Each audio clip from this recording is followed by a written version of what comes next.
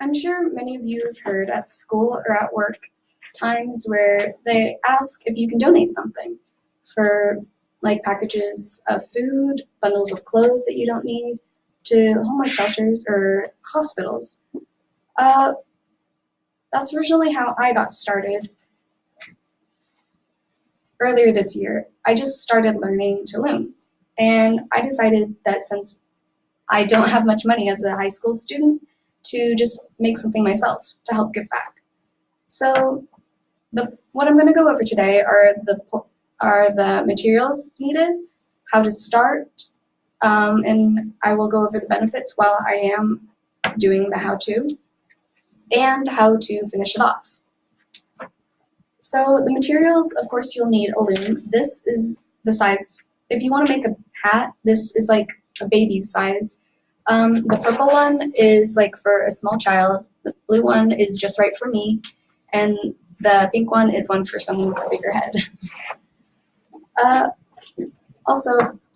So you'll also need a bundle of yarn, some scissors for cutting, a yarn hook, and a yarn needle, so it's easier to slip through.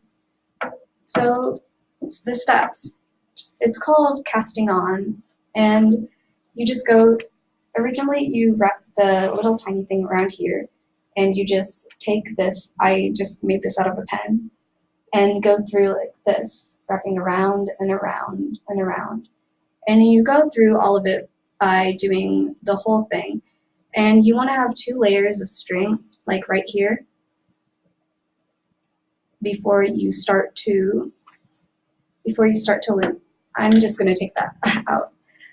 And a lot of the benefits is when you do give back to the community. Like one of the reasons I started to gain interest because of this is because I saw an article of this older lady. She was retired, but she dedicated her now free time, to give back to the community by making little baby hats to donate to the hospitals. So the hospitals wouldn't have to go out and buy them and make them more. She did it for free. So to complete, that was on an article.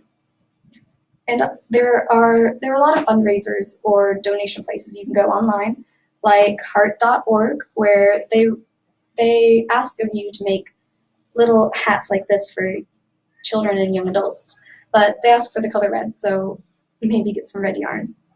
To end it, you take this and you slowly gather everything out and unhook it.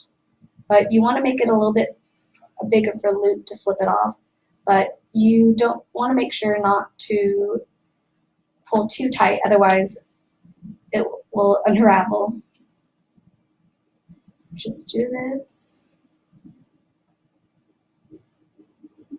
Another good benefit is the price. By making your own hats, you don't have to go buy them out on the street. Go out and buy them, which is a huge benefit for if you're like me, a high school, or just anyone in general, really, who doesn't have the money. How I bought the materials originally was through Hancock Fabrics or Hobby Lobby. Hancock Fabrics is no longer here, but Hobby Lobby is. So just finishing slipping these off.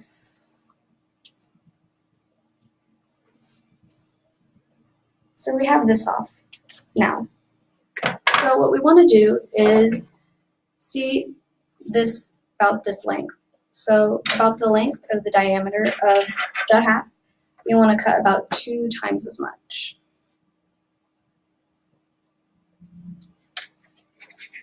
And put it through the needle, the yarn needle. It's nice that the hole is bigger. And what you want to do is find where the last hole is and go back through it. So the loops that we just took out, we go back through, and we want to line up each loop like this. One on one side and then another on the other side. So we just pass through this like this. Right side, right side, left side. And you keep on doing it all the way until the end.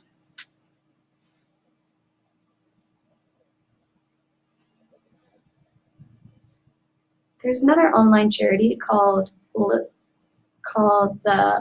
Little Hats Big Hearts.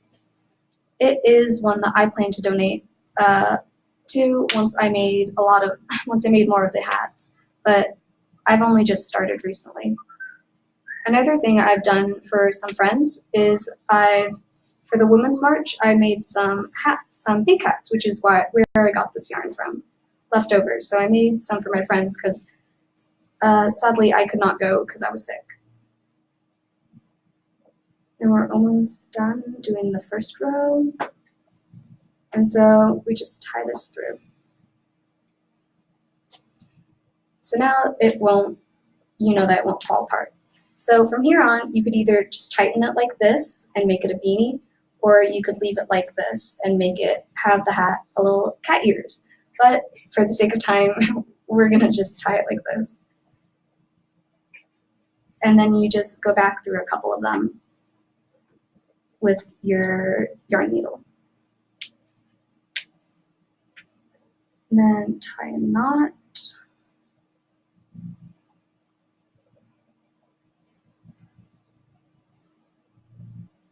And then cut it.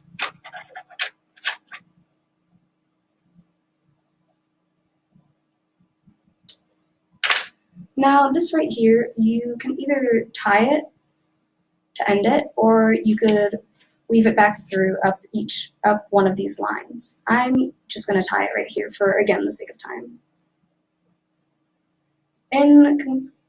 So what I went over today were the materials, how to start, all the steps and the benefits while I was going through the steps, and how to tie it and finish it. I hope that next time you have a fundraiser that you're given the opportunity to give back to someone, you decide to make your own maybe. Thank you. There you go.